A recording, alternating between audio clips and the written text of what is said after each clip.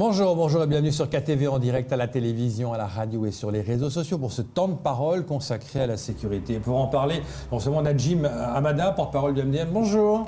Bonjour monsieur. Merci d'être présent ce matin. Alors, vous nous avez demandé de venir pour parler sur ce qui s'est passé vendredi à Passamenti, des choses à dire, on vous écoute.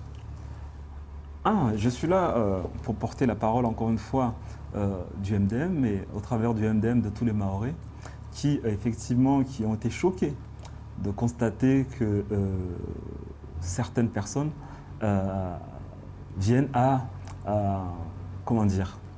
réagir immédiatement sur des faits de violence. Et c'est le signe d'un désarroi de l'ensemble des Mahorais, c'est un signe de désespérance, c'est-à-dire on a perdu foi en la justice, on a perdu foi en la République, on constate l'échec est là, palpable sur le plan sécuritaire, et que quand on constate tout cela, on ne fait plus confiance à cette justice, on se fait justice soi-même, et c'est malheureux pour ce territoire que la chose publique, c'est-à-dire la sécurité qui appartient à l'État, ne soit plus assurée. Donc nous comprenons ce qui a pu se passer dans la tête de cet homme, qui voit sa famille agressée, se voit lui-même, se croit en danger de mort lui-même et qui a réagi instantanément parce que laissant partir ces jeunes-là, qui allaient peut-être agresser d'autres personnes, qui allaient peut-être revenir à la charge, et donc il a réagi. Donc malheureusement, on vit de plus en plus ce genre de situation, connu ou pas connu, médiatisé ou pas médiatisé. Encore ce week-end, deux personnes qui ont essayé d'agresser d'autres personnes dans un village dont je tairai le nom, ils ont réagi de la même manière pratiquement. C'est coup pour coup, dent pour dent dorénavant, parce que ce n'est pas les voyous qui doivent mener la danse sur ce territoire. En tant qu'avocat, on parle justice là, est-ce que c'est défendable au niveau de la loi du talion, c'est interdit, on ne peut pas se faire justice soi-même. Comment on peut, alors qu'on a vu les 200 personnes de mon commissariat vendredi, alors que les bruits couraient, je vous rappelle, à l'époque, les bruits couraient à ce moment précis, c'était qu'il s'était défendu, il avait renversé deux jeunes qu'il avait agressés et un serait mort, alors que rien de tout ça n'est vrai, mais les gens commencent à dire c'est notre prophète, le voilà. Comment on peut défendre ça? Comme je vous ai indiqué, vous dites en tant qu'avocat. Ce jeune homme est défendu par un confrère qui est un excellent avocat. Toute personne, c'est ça la République, toute personne a droit à une défense. J'entends bien. Et quand on parle de certains disent c'est de la légitime défense. Légitime défense, moi je ne connais pas le dossier en détail pour savoir s'il y a légitime défense. Ce que je peux vous dire, c'est que la légitime défense, c'est qu'il faut une réaction concomitante à l'action. Il faut une dose de proportionnalité par rapport à l'action qu'on a subie, dont on a été victime. Je ne connais pas les détails de ce dossier. Tout ce que je sais, c'est ce qui a été relayé dans la presse. Tout ce que je sais, c'est les déclarations des uns et des autres. Même sur mon propre avocat, je n'ai pas pu m'entretenir avec, et a fortiori parce qu'il est tenu par le secret. Ouais. Mais en tout état de cause, de l'extérieur, qu'est-ce qu'on constate? C'est une personne qui s'est sentie agressée, lui, sa famille. S'est senti en danger. En danger. Vous avez vu le véhicule aussi, il n'y a pas que. Il a été agressé. Oui. Donc il a réagi. Maintenant, la justice va déterminer les responsabilités. C'est ça qui est compliqué. C'est pour ça que je veux revenir là-dessus, parce que beaucoup de gens disent oui, légitime défense, on peut le comprendre, donc c'est défendable. Certains se disent je suis en danger pour ma vie, donc je vais aller comme ça, comme il l'a fait. Légitime défense, il faut faire attention à ça. C'est pour ça que je voulais revenir là-dessus avec vous. Attention, c'est difficilement plaidable. Il faut faire attention à ça, parce que les gens commencent à arriver dans ce phénomène-là, et il faut l'éviter, ce phénomène-là. Éviter cette escalade. Ce phénomène-là prend de l'ampleur. Comme je l'ai dit encore une fois, il y a un autre fait presque similaire ce week-end. Mais pour enrayer tout ça, il faudrait déjà enrayer l'insécurité sur ce territoire. Qu'est-ce qu'il faudrait faire selon vous? Ce qu'il faudrait faire, déjà, je pense qu'on a une justice qui est peut-être laxiste. J'ai entendu sur vos ondes, encore une fois, une personne qui s'est introduite chez un élu de la République l'a menacé, et que cette personne-là ressorte libre du tribunal avec une peine de prison avec 10 mois de sursis. Vous imaginez quand même, on attaque les symboles de la République, on va attaquer des élus de la République, et cette personne-là n'a même pas un jour de prison, même si c'est un primo délinquant. Mais il méritait quand même de faire un petit séjour en prison pour qu'ils comprennent qu'on ne s'attaque pas à la République. Pour vous, elle n'est pas assez ferme, la justice? Mais elle n'est pas assez ferme. C'est pas moi qui le dis. Pourtant, il y a des peines de prison fermes maintenant qui sont données pour des agresseurs. On le voit, c'est vrai qu'ils caillassent des bus, ils se font arrêter et ils prennent 1 mois, 2 mois, 3 mois ferme. Et le procureur l'a vu sur le plateau, il y a plus de fermeté qui est donnée. Monsieur Léo Rodier, il faudrait déjà construire une nouvelle prison sur ce territoire parce qu'avec le nombre de places qu'il y a, il n'y a pas suffisamment de places pour le nombre de délinquants qu'il y a sur ce territoire. Donc beaucoup ne prennent pas de prison ferme. Pourquoi? Parce qu'il par manque de place tout simplement.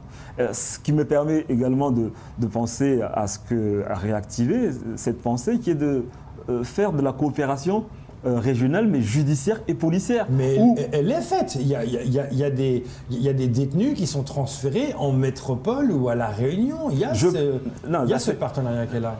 Non, moi je parle avec les pays environnants. Vous comprenez, quand on a un délinquant qui est d'origine étrangère ou pire, en situation irrégulière sur le territoire, il faudrait qu'on puisse avoir une collaboration avec le pays en question pour que cette personne puisse exécuter sa peine sur ce territoire. Dans son pays d'origine, effectivement. Donc il faudrait arriver à ça. Encore une fois, je ne sais pas combien de temps il nous reste, mais tant que 5 minutes, tant que ce pays connaîtra cette immigration massive, on n'aura pas de sécurité sur ce territoire. Parce qu'on le constate, un certain nombre de délinquants viennent des Comores, de Madagascar, mais aussi de toute l'Afrique dorénavant. C'est la porte d'entrée de tous les délinquants maintenant à Mayotte. Et donc si on ne contrôle pas qui rentre sur ce territoire, on ne stoppe pas net les gens qui rentrent sur le territoire, on a un certain nombre de terroristes qui vont rentrer et c'est vous, moi, ceux qui restons sur le territoire qui allons pâtir parce que les plus intelligents d'entre nous, parce que nous sont en train de partir, il y a une fuite de cerveau sur ce territoire. Les gens ne veulent plus rester ici, ils ne sont plus en sécurité, ils envoient leurs enfants en métropole. Nous qui sommes là, nous allons subir jusqu'au moment où nous n'allons plus pouvoir y rester. Donc, il faut effectivement avoir une migration qui est maîtrisée. On la maîtrise comment? Encore une fois, l'État nous ment en disant que nous, on lutte de manière acharnée sur l'immigration. Comment on peut lutter de manière acharnée si la réponse n'est que sur la terre ferme? C'est-à-dire qu'il faudrait demander, par exemple, un déploiement de la mission Frontex sur le territoire. C'est-à-dire l'agence européenne des gardes-côtes qui viennent sur le territoire, effectivement, contrôler ces frontières. Ce qui est possible. Il y a plus d'actions qui vont être prévues, notamment l'avion qui contrôle l'avion devient plus important. Mais c'est comment dire, déjà un avancement. C'est de la poudre de perlimpinpin, encore une fois. C'est de la poudre aux yeux, monsieur. Apparemment, c'est efficace, d'après les stats. Il n'y a aucune efficacité, monsieur. Tous les jours, il y a des quoi, ça qui se rentrent sur le territoire. Moins qu'avant. Moins qu'avant. Mais comment ils peuvent savoir le nombre qui rentre? Ils savent le nombre qu'ils arrêtent, tout simplement. Arrêtons de manipuler les chiffres. Donc, encore une fois, prenons l'exemple de l'Australie. Ils ont fait une opération depuis une dizaine d'années qui s'appelle Opération Frontières Souveraines. C'est-à-dire qu'ils ont mis autour de la grande île des bâtiments de la marine nationale, oui. Et bien plus aucun bateau ne rentre. Oui, c'est pas la même l'Australie et Mayotte, c'est pas pareil. Mayotte, on est en face des Comores, je veux dire. Mais c'est la France ici ou pas? Non, mais je suis d'accord. On a une crise sur le plan des entrées de manière illégale ou pas? Est-ce que ça casse complètement le schéma social de ce territoire ou pas? Est-ce que tous les services publics sont saturés ou pas? Voilà, soit on fait des petites décisions en mettant un drone pour faire semblant, soit effectivement on met les moyens de manière musclée et là on aura un territoire qui sera peut-être... L'opération n'est pas assez suffisant. Mais non, monsieur. C'est de la poudre de perlimpinpin, encore une fois. Je vous ai dit, encore une fois, si on veut lutter de manière efficace contre l'immigration, il y a des dispositifs sur le plan européen, ou si l'Europe n'intervient pas, il y a les dispositifs sur le plan national qui permettent de placer des gardes-côtes ou des bâtiments de la marine nationale, ou de la police, des douanes, peu importe. C'est 70 km à surveiller, monsieur Rodier. Par rapport à la police, il y a assez de policiers sur l'île pour faire respecter l'ordre D'après vous? Les policiers sont comme à Moudzouf. Ça, c'est une première problématique. Alors que d'autres territoires, comme Koungou, comme la Petite Terre, méritent d'avoir des commissariats, des services de police. Donc, la réponse, elle est là. C'est-à-dire qu'il n'y a pas suffisamment de policiers. On ne peut pas mettre des brigades de gendarmerie sur des territoires où, à partir de 19h, on n'est pas capable de pouvoir les rencontrer. S'il y a une difficulté, il faut appeler. On est basculé sur Petite Terre, le temps qui rebascule sur le bon service. On a perdu beaucoup de temps. Il y a ce problématique où c'est des gendarmes mobiles qui sont là pendant 3 mois, qui ne connaissent pas le territoire, qui repartent. On a besoin de policiers qui soient là, qui fassent des enquêtes plus approfondies de police pour, encore une fois, enrayer définitivement. Parce que je pense c'est possible. Il ne faut pas perdre espoir. Si l'État met le moyen, on pourra effectivement arriver à ce qu'il y avait il y a 10 ans, 15 ans, 20 ans, vivre harmonieusement sur ce territoire.